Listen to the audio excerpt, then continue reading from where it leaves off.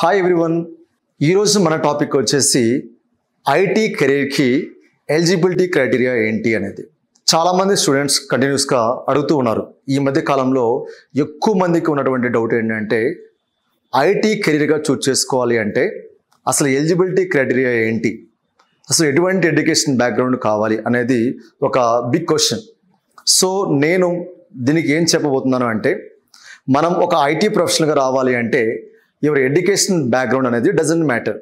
ఇక్కడ education background అనేది matter కాదు.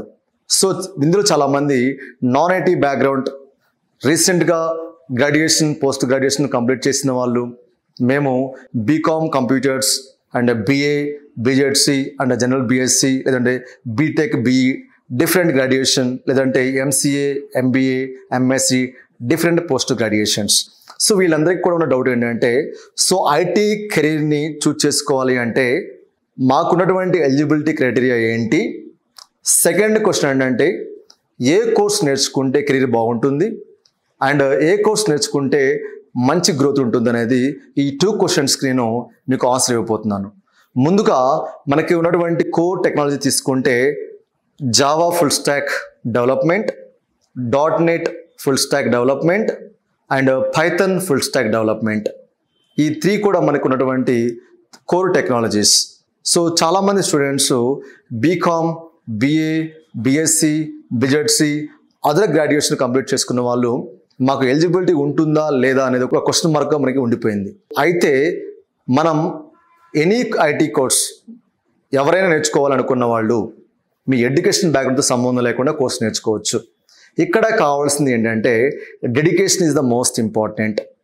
సో జావా ఫుల్ స్టాక్ అనేది కాంబినేషన్ ఆఫ్ ద టెక్నాలజీస్. మనం ఒక కోర్స్ నేర్చుకునేటప్పుడు మనం ఎంత టైం స్పెండ్ చేయగలుగుతున్నామో అది కూడా వాల్యుబుల్ టైం. సో దాన్ని పేట్ చేసుకునే మన కెరీర్ బాగుంటుంది అండ్ గ్రోత్ బాగుంటుంది.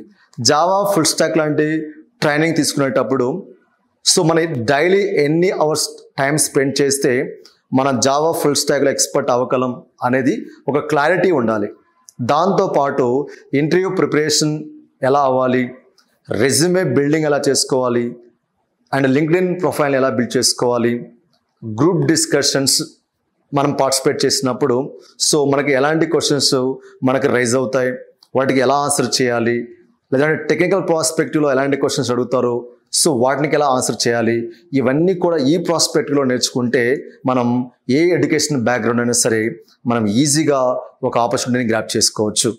కాకపోతే కావాల్సింది ఏంటంటే dedication is the most important. మనం ఎంత వాల్యుబుల్ టైంని స్పెండ్ చేస్తామో మనకు అంత ఈజీగా ఆపర్చునిటీ వస్తుంది.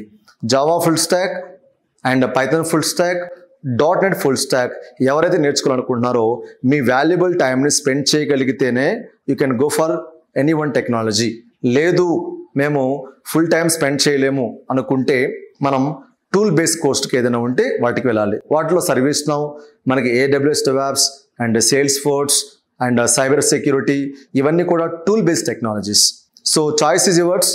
మీరు దేన్నైతే చూస్ చేసుకోవాలని కోర్స్గా చూస్ చేసుకోవాలనుకుంటున్నారో దాన్ని బేస్ చేసుకొని ఓకేనా మనం ప్రిపరేషన్ ఉండాలి. Thank you so much.